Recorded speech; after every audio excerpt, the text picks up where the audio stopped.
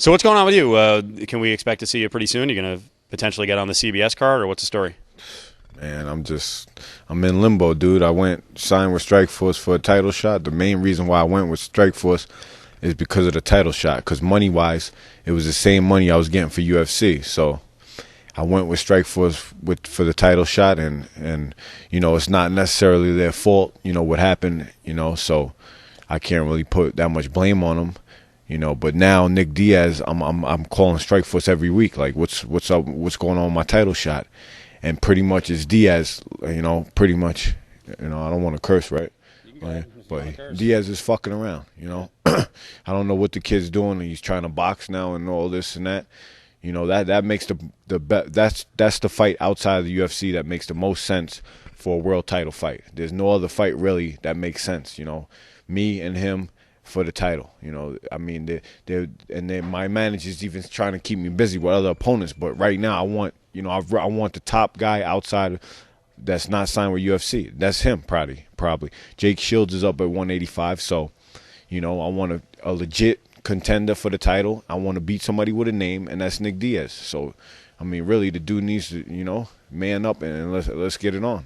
So I had heard that he really couldn't box anyway. Not that he can't do it, but contractually he can't do it. When we talked to Strikeforce and Scott Coker, he's like, he can't box until his contract is over, and that's like another 13, 14 months. So is he trying to stall? I mean, it's just crazy, Nick?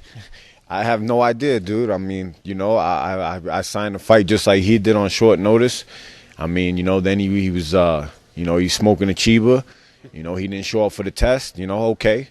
Understandable, whatever. Everybody makes mistakes. I made mistakes in my past, but now, dude, what's going on? You know what I mean? We missed out on the CBS card, and now I'm calling these guys, Strikeforce every week. Like, what's going on? When am I fighting? And I get no answers. Pretty much it's on Diaz, and it's ridiculous, man. So that's 100% out. You cannot do that Diaz fight on CBS. That can't happen. No, it's too close right now. I don't. I mean, if they came today and said that fight, it's too close. I haven't even had time to prepare. It's November 7th. It's like what, a few weeks. I mean, I'm smart when it comes to training too. I need about 7 to 8 weeks camp. I mean, I'm always training, but to get my mind in it and get my game plan and everything down packed, my sparring right. So, like I'm saying, at the end of the day, I went with Strikeforce because of Diaz is one reason why, the title, and then a couple other things, but that's why I went. I ended up fighting Jesse Taylor, not even televised, I just feel like I'm always getting the short end of the stick, and, I think I bust my ass. I deserved it, this title shot. What's the deal on that contract? Do you have any kind of out on that contract? If you don't get a title shot by a certain time, are you locked in? How long are you locked in for? Well, I only have one more fight left on my contract, so, I mean, if it keeps going, at this rate, I might fight for, my last fight and then, go to another organization. But, like I said before, it's not really, Strikeforce's fault. I personally talked to Scott Coker, and he assured me I'm getting a title shot my next fight. Now, it all comes down to who's worthy of a title shot. If they could throw somebody in there and they're not worthy of a title shot. I think I'm worthy. I think I proved myself even, with the last fight, Jesse Taylor. That was, short notice. I went in there, I did my job, and now it's time for me to fight a title. This guy Diaz has to step up, I don't know why he's trying to box and all this stuff and that. He has a title shot in front of him too. I can't, even say what his deal is, but, I don't know. I mean, so if you don't get Diaz in this next fight, what's the point of staying with Strikeforce? Because you can't trust that they can ever deliver him. And if you sign a long-term extension, the guy, I don't know. I think Nick Diaz is a tremendous fighter, but he's obviously whacked in the head. And in the drug stuff now, you can't even, talking to the Showtime guys, they're like, we're almost done with him. We can't promote this guy as a main event fighter if he's not going to show up.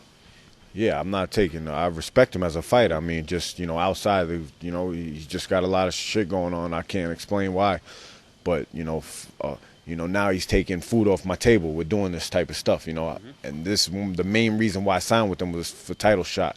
For him, he has a name. I want to fight top 10 guys. I'm at the point in my career where I need to fight names. I'm not trying to fight these, no name guys, tough guys, undefeated guys. I want to fight the name, so at the end of the fight, I have something, to gain from it. I go up higher in the rankings. So I'm trying to be smart with everything. I'm a little frustrated, but, this is stuff outside of my control. But To me, at this point, it's risky, too, because you fight a guy like Jesse Taylor, who's kind of a one-dimensional guy. He makes you look awful, and it turns into a crapola fight. Yeah, fans pay, good money. They want to see great fights. I mean, I had a lot of pressure on me that fight, not saying nothing. I was trained. I was ready to go. But, I did what I had to do. I won that fight, so now it's time for me to get what I came for. I want that title fight, and I want Diaz. That's it. I don't know what this kid's doing, but he needs to, get his shit together, and we need to get out there and make it happen. I don't know what's going on, but, that's the fight I'm looking for. That's all I'm looking for right now. It's him and my title shot.